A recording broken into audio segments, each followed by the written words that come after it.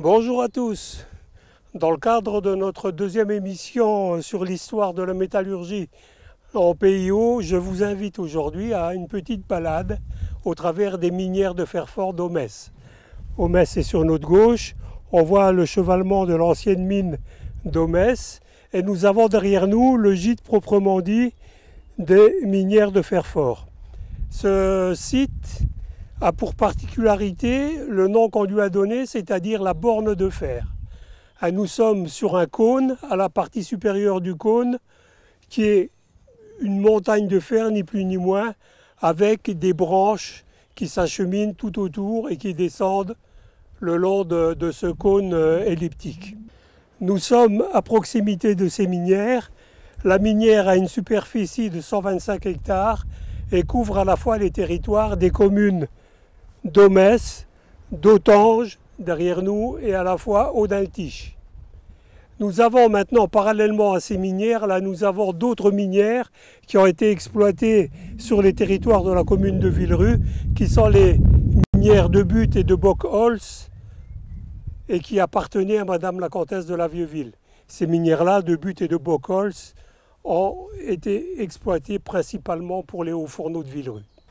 Alors le site est connu depuis le XVe siècle, où on a à la fois le duc de Bar qui en est le souverain et qui l'exploite à ses fins.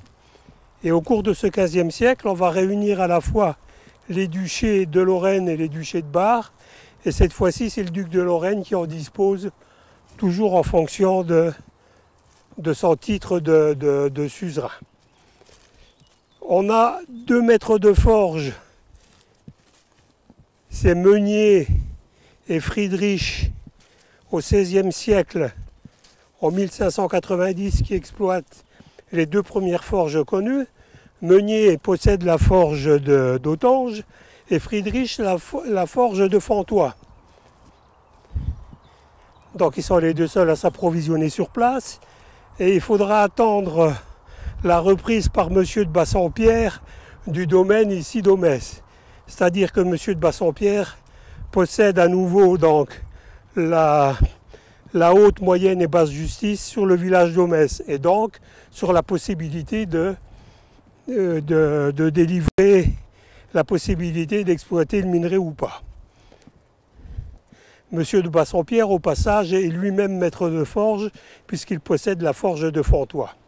Un siècle plus tard, Monsieur de Bassompierre, son domaine passe entre les mains de Monsieur d'Els, du baron d'Els, qui va, pour sa part, cesser d'exploiter la forge de Fontoy et ne conserver que la forge d'Autange.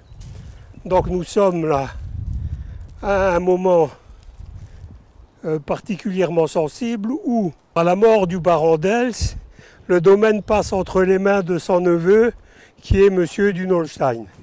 Ce qui fait qu'à une certaine époque, le domaine est entièrement tenu par Monsieur d'Unolstein et lui seul a possibilité d'octroyer les concessions de minerais ici sur la borne de fer.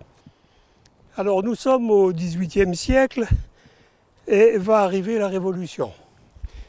La Révolution va semer une panique au travers de ces minières, puisqu'on va voir arriver de toutes parts des maîtres de forge qui viennent s'alimenter à ses propres minières.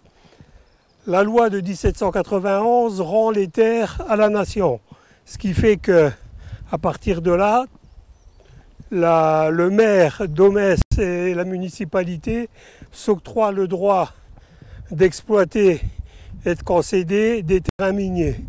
Donc on va très rapidement voir que sur les 2 seules forges qui étaient autorisées, c'est-à-dire Autange et Villerue à Bockholz à la Révolution, on va avoir subitement une multitude de maîtres de forge qui débarquent.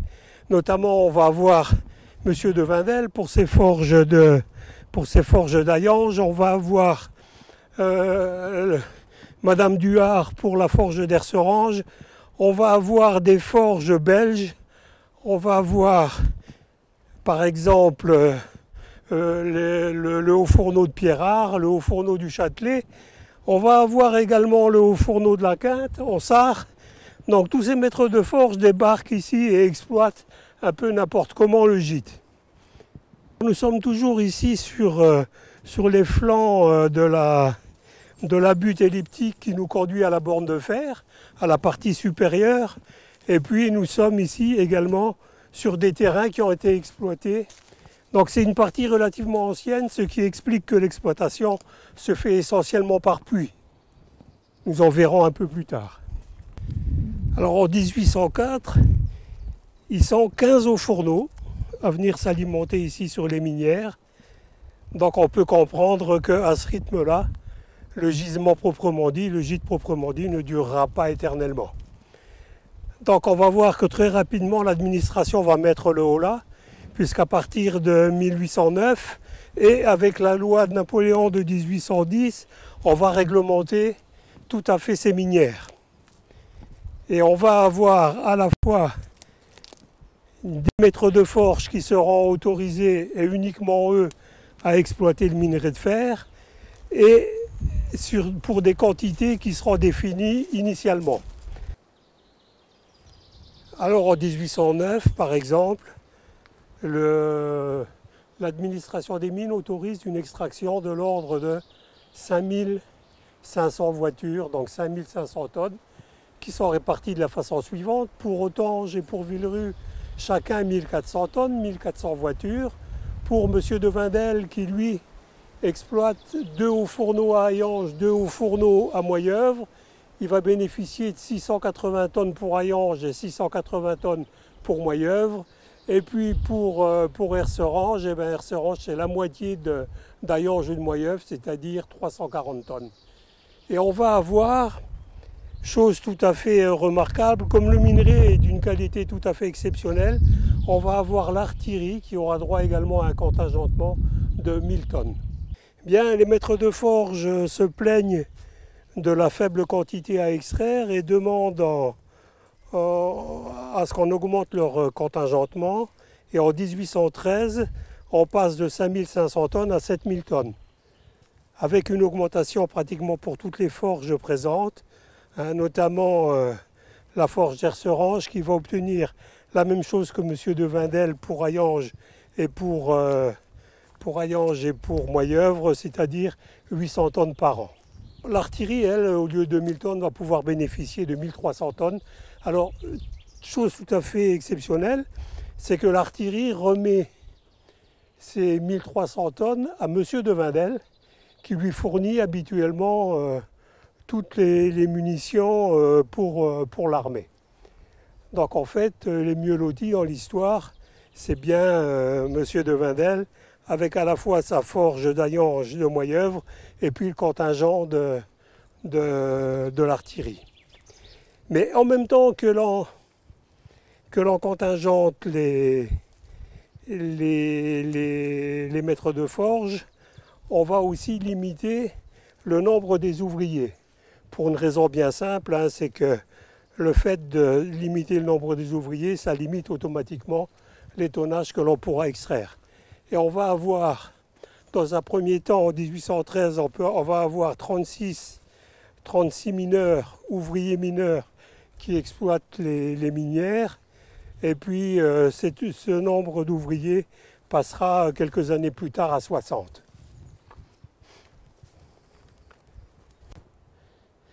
Alors des 7000 tonnes programmées en 1813, on va passer à 9500 tonnes en 1842, à la demande des autres maîtres de forge de la région qui demandent également à rentrer dans les minières. Donc on va avoir à la fois Sainte-Claire-les-Villerue, on va avoir Gorcy qui va demander également à rentrer dans l'extraction des minières. On va avoir la Colre à Briey, etc. Et finalement, en 1855, on agrandit également le champ des maîtres de forge. Et puis, on va à la fois ouvrir ces minières à Consagranville, à Buret, etc.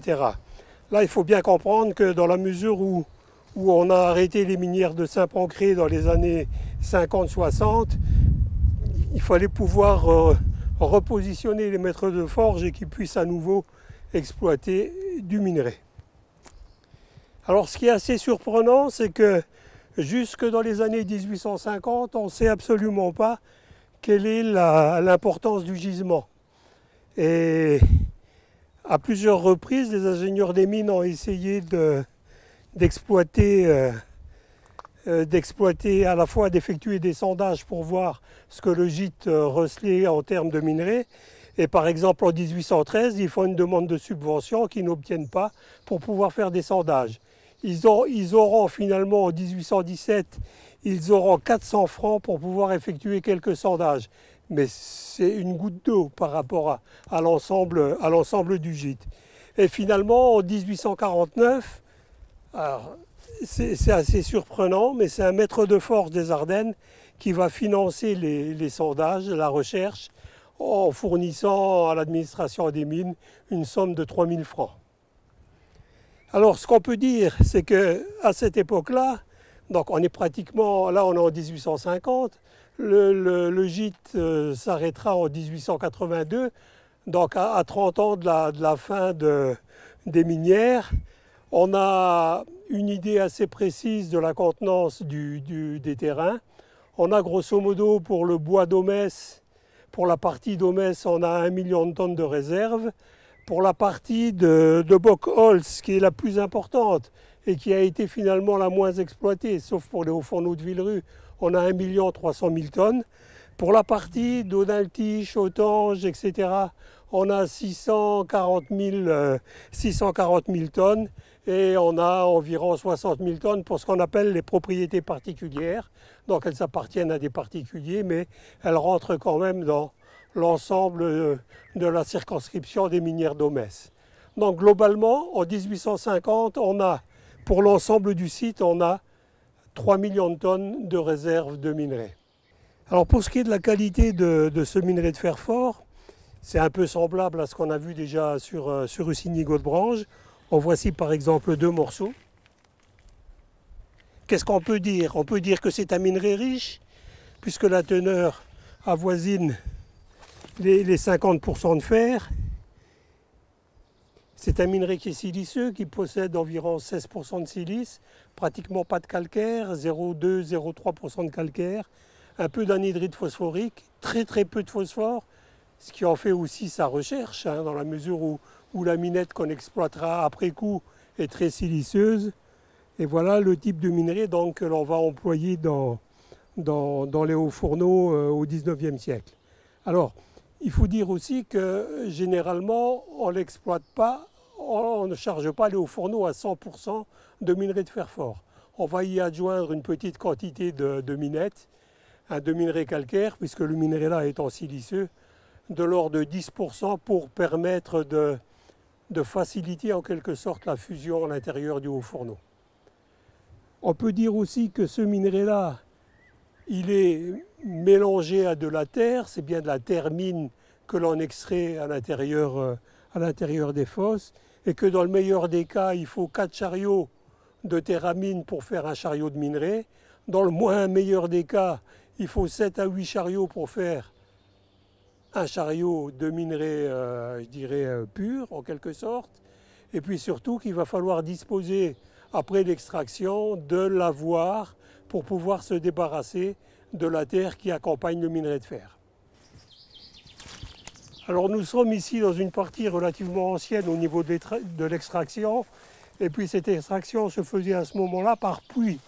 Donc tous ces petits trous que l'on voit en surface correspondent à des puits qui ont été exploités.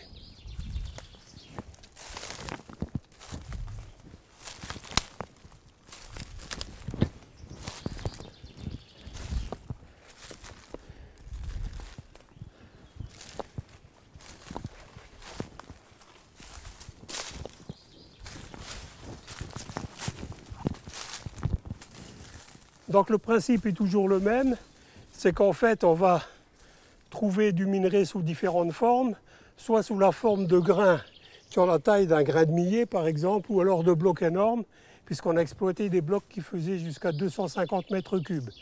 Donc on verra comment les Devindel en 1832 ont réussi à exploiter un bloc de 250 mètres cubes.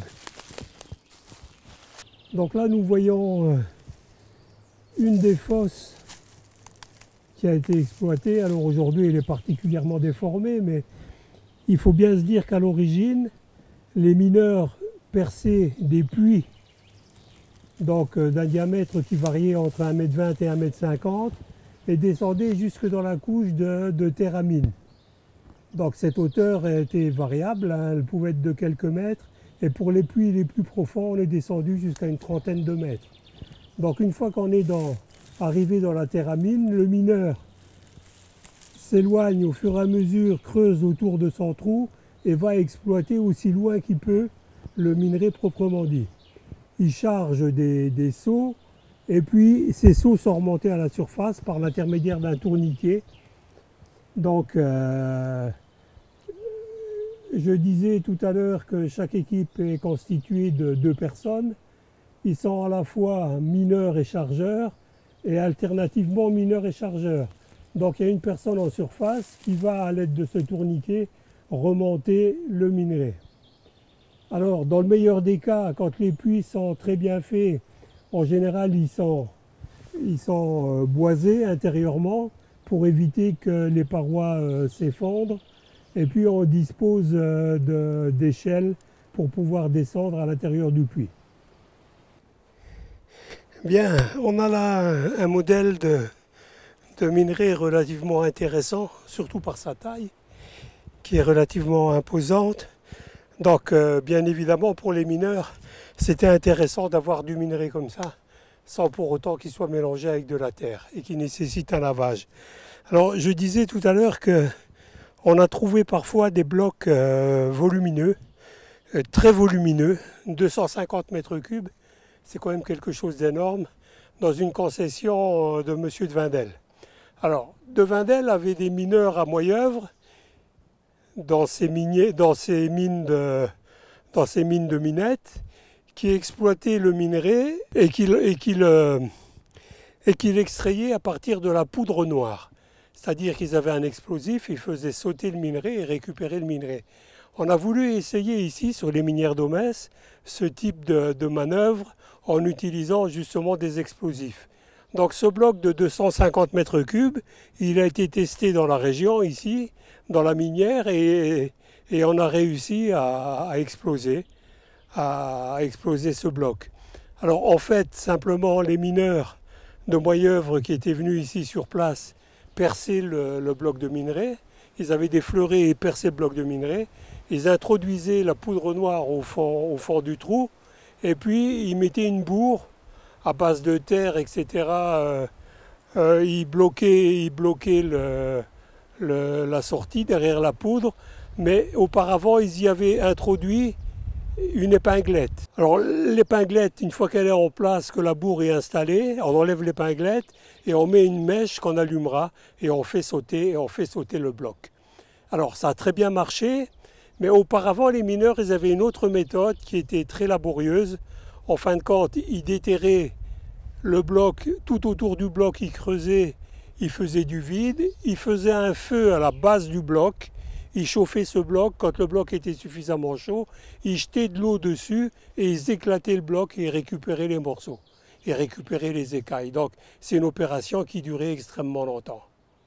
Et à partir de ce moment-là, tout le monde a utilisé l'épinglette et la poudre noire. Simplement l'administration des mines qui a adopté également le projet, a demandé à ce qu'on n'utilise plus des épinglettes en fer, parce que quand on introduit l'épinglette en fer et qu'on touche du minerai où il y a à l'intérieur du fer, on risque d'avoir des explosions directement.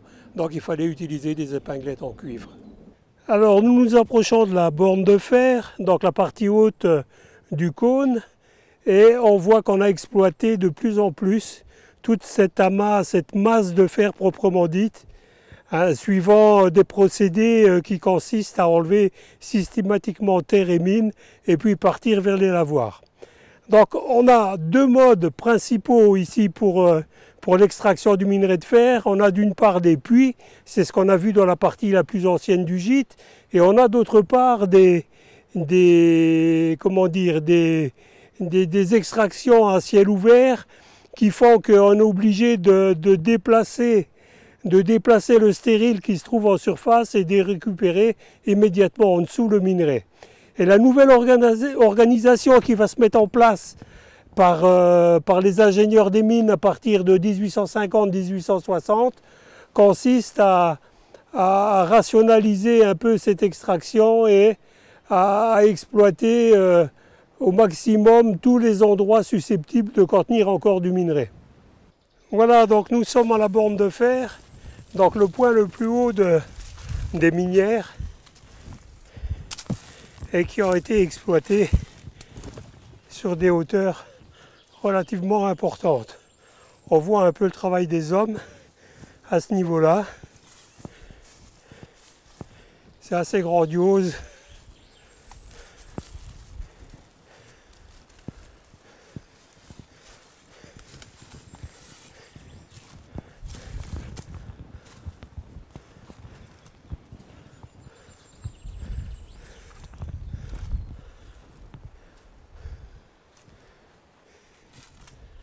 Alors la partie commune où les mineurs ont exploité à la fin de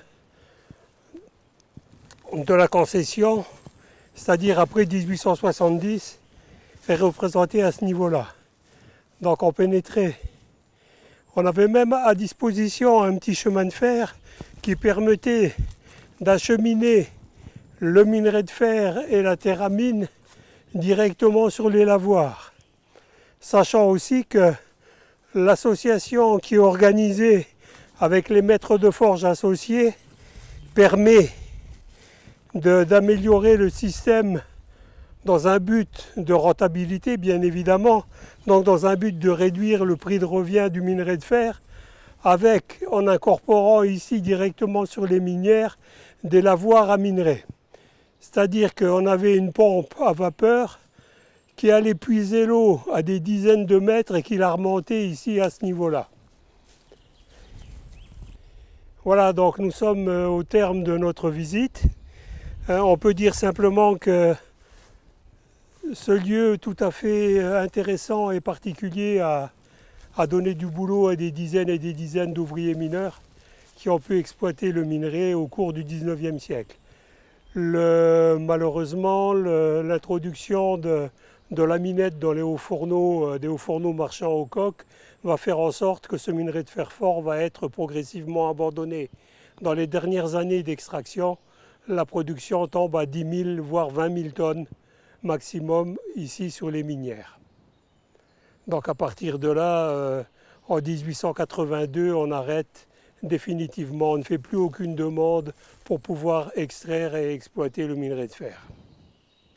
Alors c'est la fin de notre deuxième émission, j'espère qu'elle vous aura intéressé.